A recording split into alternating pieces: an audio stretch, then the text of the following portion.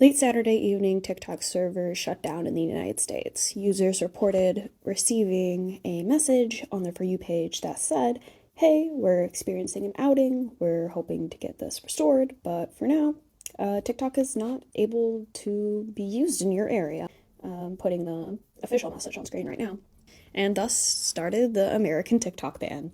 Now, I'm in Germany, and I woke up on Sunday morning and was like, okay, what's going on TikTok? Did it actually shut down? Because none of us really knew what was going to happen until it did. It was all a waiting game. We didn't know if the app would go black.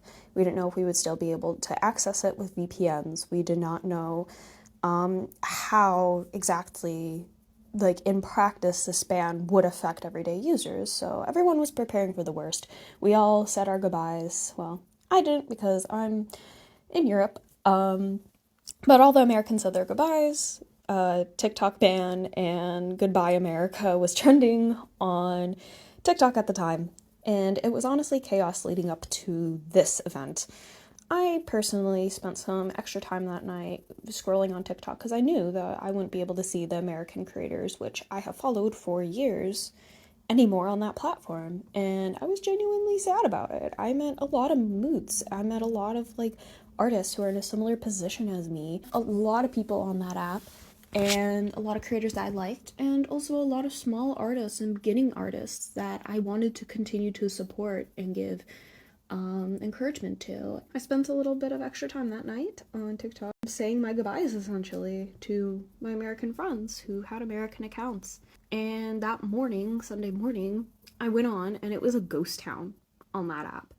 It was a complete ghost town. It was mostly Europeans because also where I live, it would make sense that they would show more local content, which they did for a while. It was mostly a bunch of Europeans being like, oh my god, are they gone? Are they really gone? What's happening? And we also saw some, at least I did, I saw some older videos from people I followed from the States pop up on my For You page that were months old. And it was a little jarring because I'm like, oh, I haven't seen that video, but it was from 3 months ago. That's interesting because, there was a lack of content being made at that time. The algorithm was trying to feed me what it knew I was watching before, and that just seemed to be what it was. It was a very interesting time to be on TikTok as an American when all the Americans were gone. All the European people were like, yeah, we can talk in centimeters now. We can talk in kilometers. We can do all this. And of course, there was a lot of making fun of the Americans, which I appreciate. I'm American myself, living in Europe. I'm a dual citizen. I don't know really what to consider myself because I'm American, but I'm also not fully American anymore. But I'm also not fully European, so I don't know, I'm a weird mix of things now. But yeah, I'm still pretty American, and I was on the app like, hey guys, I'm so sorry to mention it, but some people who immigrated are still on this app. There are some Americans still, and basically I was just joining in with the American, making fun of the Americans and stuff like that, because I can take a joke. The things that you hear are partly true. Some stereotypes are there for a reason. And so yeah, it was a very interesting scroll at that time. I made a few videos myself talking about how I was the only American left on the app. And I had some really good interactions with some users. There's this one person specifically where they were like, hello American, and I was like, I bring marshmallows or whatever Americans bring, because I don't even know anymore, to be honest. I truly I blanked. I was just like, I guess I'll bring marshmallows. And they were like, fuck yeah, I love s'mores. And then we had a little cultural exchange for a minute, and it was amazing. It was fantastic. It was a 10 out of 10 experience. I also had some random people being like, oh my god, it's a shiny Pokemon, which really made my day, because it was like, I'm not gonna lie, I felt pretty special being like, yeah, I'm one of the only Americans left, but I was also trying to understand what the new media landscape would be now that Americans weren't going to be on the app. What things could I, share with my users and my friends who are in the States right now, being like, hey, this is what's happening on TikTok, not to tattle on anyone, being like, yeah, the Americans are gone, because I get it. A lot of users reported specifically to me, but also throughout the app, that it was just quieter that day. 60% of the users on TikTok are American, so it makes sense that it would be quiet, but also Americans are pretty loud already. The stereotype is mostly true, and a lot of people reporting, hey, there's no weird comments. There's no weird AI shit on my For You page right now. There's no, screaming or weird stuff, but also keep into account that, it was just kind of a weird purge moment where it was like, okay, what do we do now? So that also contributed to the quietness of people just awkwardly standing around like, okay, what do we do now that the Americans are gone? Because it was chaos, then it was quiet, and then later that day it was more chaos because the Americans came back, spoiler alert. And it was really interesting hearing what people had to say now that Americans were gone and off the platform. It was really interesting seeing what was showing up on our For You page. A lot of people reported that they saw more indie content, and they saw smaller artists, and they saw, just a lack of loud, in-your-face content, because from what I'm hearing, allegedly, I don't have a source for this, so this is just what I've been hearing from other users, so keep that with a gigantic chunk of fucking salt, that some people's libraries, like their content libraries, were wiped. Some larger content creators, supposedly, allegedly. I haven't seen that for myself.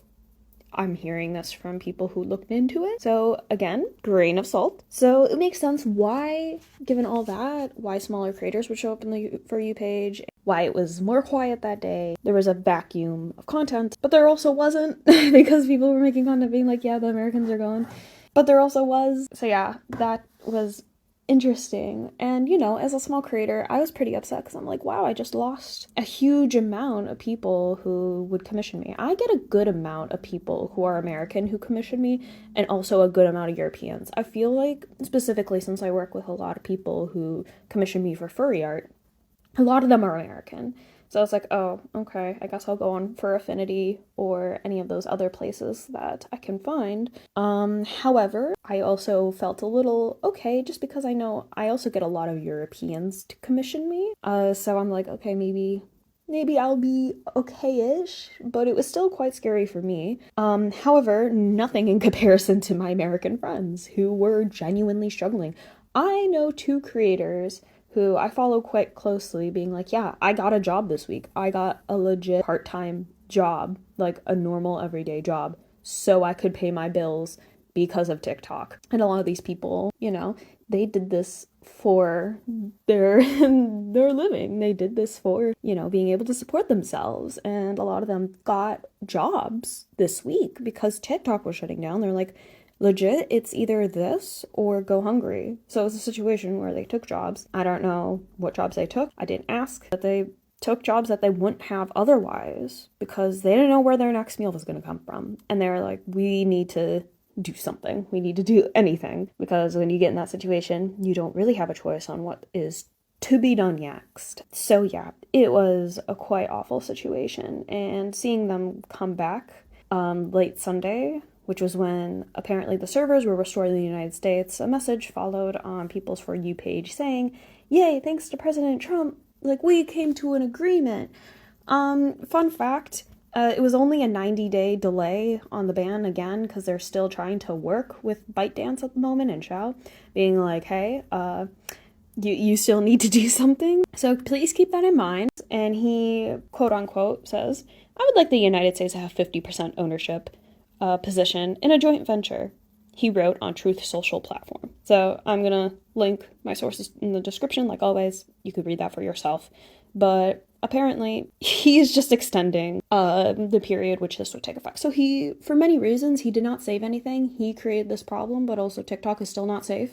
This could happen again, easily. So we're still going to be in a little bit of turmoil for a bit. Keep that in mind. A lot of people are celebrating and thanking him for nothing, essentially, because, one, he only extended how long this would take effect. But also, he didn't say anything about, he wants the United States to have the 50% ownership in this company. So I don't quite know how this is going to go down. Some people are saying that Mr. Beast has in his profile, which I looked, and he does have potential CEO of TikTok ? Some people think that he might be the one to buy it. Other people have reported that Xiao's TikTok does not have CEO of TikTok anymore in the bio, which is a little concerning, but I'm not gonna jump to conclusions here. I don't acknowledge things until we have facts and certainty. It's concerning, but we're gonna keep it as that because we don't know. Also, fun fact, he's attending the inauguration, just so we're all clear. Anyways, so yeah, late Sunday, the Americans came back. I was keeping a close eye on TikTok that whole day because I was like, how is this going to affect my account? How is this going to affect others? I wanted to see what was going to form from this situation because it's just such an interesting thing to happen. It's never happened before on a platform of this size. Like, this is legit never happened. So I'm like, okay, gonna keep looking, see who shows up on my page, talk to other creators who are noticing different things, because that's the only way you really get to understand what is happening, by talking to people who are not you and have different FYPs and, you know, different experiences.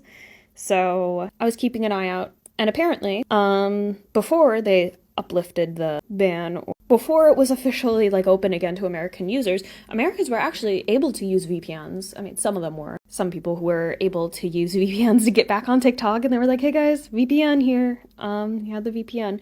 Other Americans also who were traveling and made TikTok accounts in other regions, which I know a few who did, they were also like, oh yeah, I'm in the States right now, I'll report to you guys what's happening, but essentially I made a TikTok account in a different country, and yeah, now I'm not affected by the ban. So it really mattered where your TikTok account was created. Apparently, some people say it has to do with your SIM card. Some people say it has to do with where you made your account and where your region is set. I'm not an expert on any of that, but I am going to report that people who were in the States were able to access TikTok, some through VPNs and some because they made TikTok accounts in different regions and it just didn't affect them. So yeah, there's that. But yeah, I started seeing some Americans show up on my page Saturday night. I'm like, okay, these are VPN users because that's what they said they were. And then when I got home late that night, I noticed the Americans were back. Everyone was sharing things, being like, oh my god, the Americans are back. Oh my god. And it was a whole thing. I saw my friends on my For You page. I was like, oh my god, I thought I'd legit never see you again on this platform. It was so nice to see them. But also a lot of people were really upset because, again, a lot of the people I knew got jobs to be able to support themselves, like, you know, very classic jobs in order to support themselves because they couldn't be a creator on TikTok anymore. And they're like, I literally just got a job and you brought this platform back that you said that you were going to delete, and now this leaves me in a situation where it's like, I changed my entire course of what I was doing because you pranked us for 24 hours? Technically, it was about 15 hours. But a lot of people were upset because, again, they completely changed how they were going to support themselves just to have this not actually happen. Well, happen, but only happen for 15 hours. A lot of people felt slapped in the face. A lot of people were like, oh my gosh, like, I'm happy that I get my source of income back. But at the same time, this could happen again. And then there were a ton of people thanking Donald Trump for reinstating TikTok. You know, the man who started this problem? The man who started the fear-mongering of TikTok and tried since 2020 to ban it, and now y'all are, like, thanking him for bringing it back? As a lot of users are saying, and I'll say it too, it's like a teacher taking your phone away and then thanking them when they give it back to you. It's giving child. It's giving toxic relationship. Because, you know, he's the one who took it away in the first place. He was the one who was, like, spearheading this campaign in order to get it banned. He's tried for years. And then people are blaming Biden for it. Which, again, who started this? I don't quite know the statistics on how much Biden was supporting that initiative. But what I am going to say is that we shouldn't be thanking Trump. Because he, again, is the one who started it. He started it. And if you thank him, it gives a bad vibe because it's like he's the one who took it from you. This was a very clear show of manipulation and propaganda, in my opinion. The state's TikTok ban for 15 hours was really just a power move. And I believe personally, based on what I've seen, I believe that it was a PR stunt. Because how do you get the generation that hates you to like you? Take away their TikTok and hope that they're stupid enough to thank you when it comes back. I'm sorry to be blunt about that, but it's really not a smart thing to do. to be like, thanks, Trump. Trump's the one who did this. Guys, we got to keep that in mind. Why would he want to bring it back? Well, there's a lot of reasons why he might want to bring it back. Or, you know, in general, people want to bring it back because it makes a lot of money. Let's be completely fair about that. Money has a lot to do with everything. Legit, a lot of this has to do with how much money US businesses were making from this and how many people were losing their livelihoods, of course. But also, it looks very good to have this happen the day before your inauguration. I don't want to pin it all and be like it's a conspiracy for him to get us to like him, because I have no proof on that and I see no evidence toward that. But what I do see is that it is making people, specifically in Gen Z, be thankful for him, which is massive because he has a lot of haters. And how do you get people to like you like the day before your inauguration? Like, this just seems a little too perfect to be like, hey. And I think no matter what, even if the timing was different, Trump would try to take credit for, like, you know, the good sides of it, saving it, whatever, because he has an ego. Again, how do you get people to like you who don't like you? You take away the thing they love and bring it back, and apparently that worked. Which I wish I could say I wasn't surprised, but I am.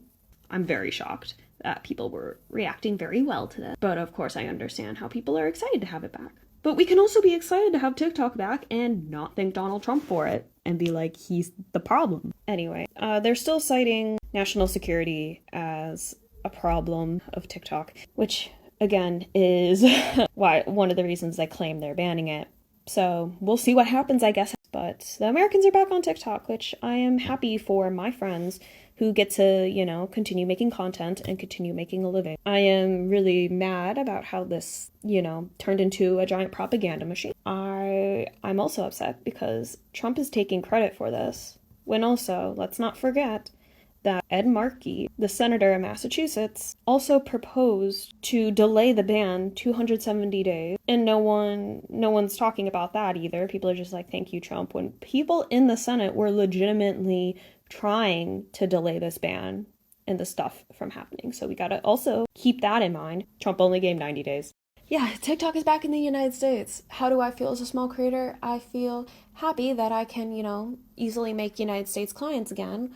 But I'm also really pissed because this turned into, you know, just a thing for Trump to get people to like him. And this also turned into a thing that is, you know, it just makes him look good and people are falling for it. And he's trying to play the hero when he's actually the problem. And that concerns me, that people are falling for it so easily. And also it concerns me that the message on TikTok was like, yay, thanks, Trump. That's highly concerning. Again, we're in this position because of Trump. Like, do you thank your kidnappers for, like, letting you, like, kidnapping you and then letting you go free? Like, thank you for letting me have a free life. Like, dude, you're in this situation because of him. But anyways, you can still find me on TikTok. I'll be there for the moment. I'm still on TikTok. You can find me there. You can find all my social medias in the description below, along with the sources that I used in this video to explain my feelings on it and how I feel with all this happening. Again, I'm just scared. There's a lot of reasons to be scared right now. There's a lot of things happening in the world. Let's not forget what is happening in other places in the world. Hint, hint. There's a lot of reasons to be scared and concerned about so much. So do what you can this week to do some self-love for yourself, to, you know, keep in the loop of news, understanding what's happening, especially in areas that are not your own, but also hold some space for yourself this week. Breathe when you can. Do what you need to do. Still keep informed, but also save some room for yourself. Anyways, I hope you liked this video. It's very ranty. I really hope that not all my videos will be this ranty, but there's a lot of historical events happening, so that's just what it will be for now. Anyways, so yeah, like my stuff, and also I have a commission sale going on at the moment, so you can feel free to commission me if you're interested. You can DM me on TikTok, Instagram, and yeah, those are my main places. If you know me on Discord, or if we've already connected on Discord, feel free to Discord me as well. Anyways, thank you for watching this video, and I'll see you soon.